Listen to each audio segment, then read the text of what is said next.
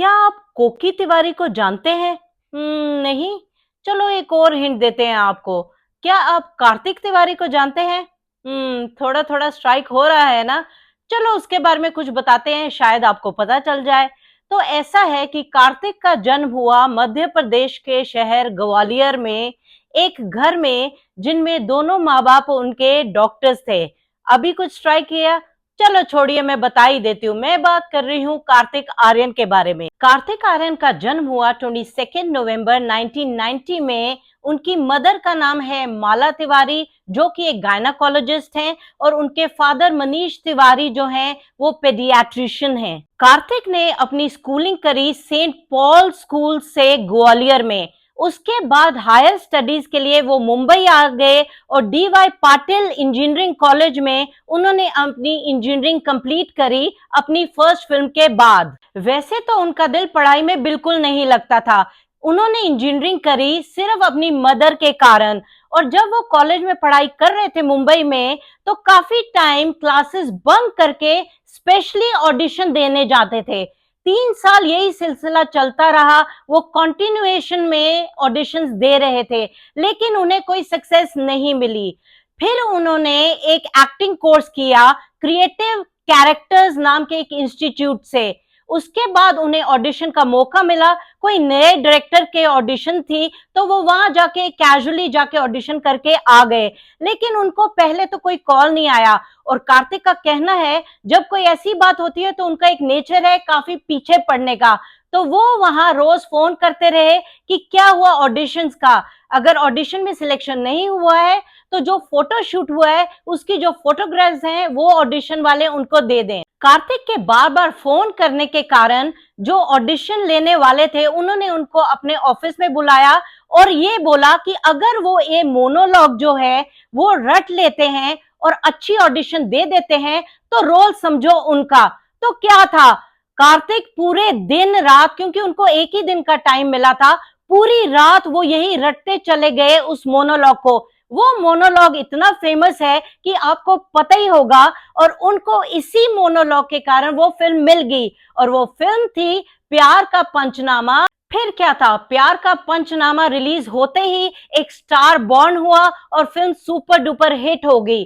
फिर आई प्यार का पंचनामा 2, जो कि फिर से सुपर हिट होगी। वैसे तो कार्तिक ने ये सजेस्ट किया था कि उनका नाम जो है क्रेडिट्स में कार्तिक आर्यन आए, क्योंकि कार्तिक तिवारी थोड़ा अच्छा साउंड नहीं कर रहा था, लेकिन प्यार का पंचनामा में कार्तिक तिवारी ही नाम था।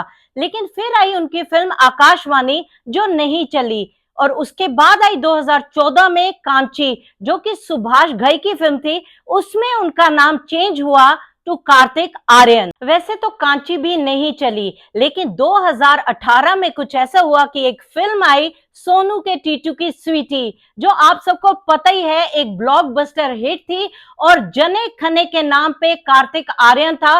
And here was the birth of a new crush for the young generation. लेकिन भगवान इजीली क्या सब कुछ देता है।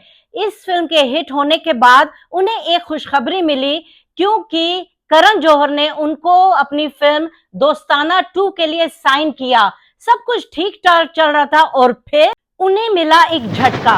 करण जौहर ने अचानक एक दिन अनाउंस कर दिया कि उन्होंने कार्तिक आर्यन को दोस्ताना 2 से आउट कर दिया है ड्यू टू प्रोफेशनल रीजंस। मानने की बात तो ये थी उनकी कि कार्तिक बहुत अनप्रोफेशनल है, जिससे एक्चुअल में मैं बिल्कुल अग्री नहीं करती हूँ। आगे मैं बताती हूँ क्यों।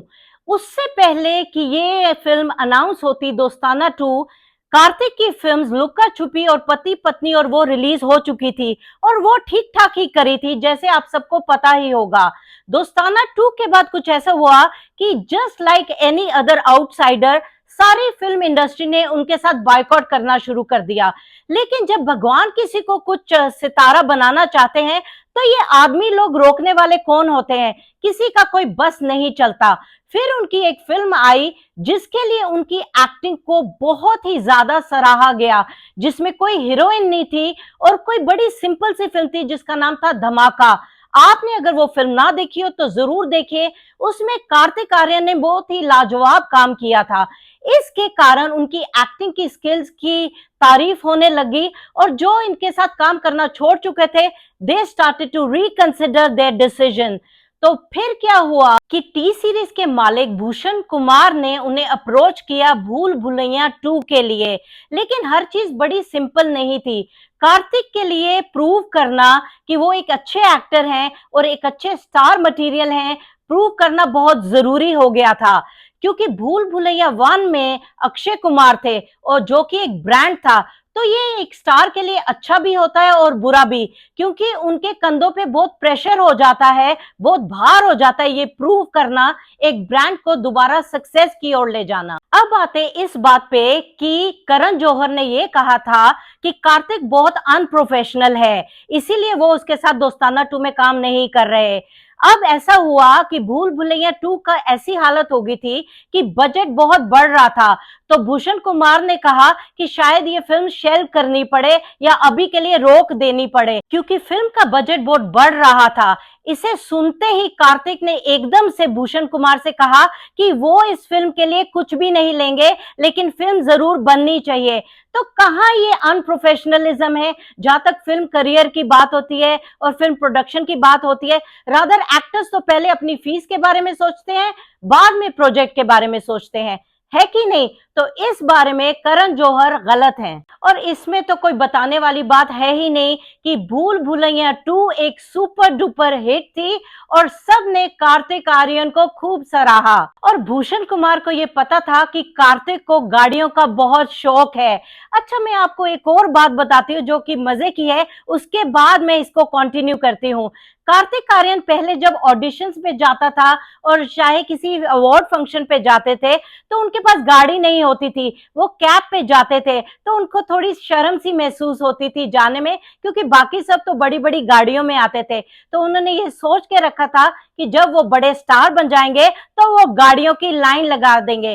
तो पहली गाड़ी उन्होंने जो अपने पैसों से खरीदी वो थी रेंज रोवर। और उसके बाद ये भूषण कुमार को जब इस चीज का पता चला, तो उन्होंने भूल भुलैया 2 की सक्सेस के बाद उन्हें एक मैक्लेरन गिफ्ट में दी, जो कि इंडिया में नहीं मिलती और स्पेशली कार्तिक के लिए भूषण ने बाहर से इंपोर्ट करी थी।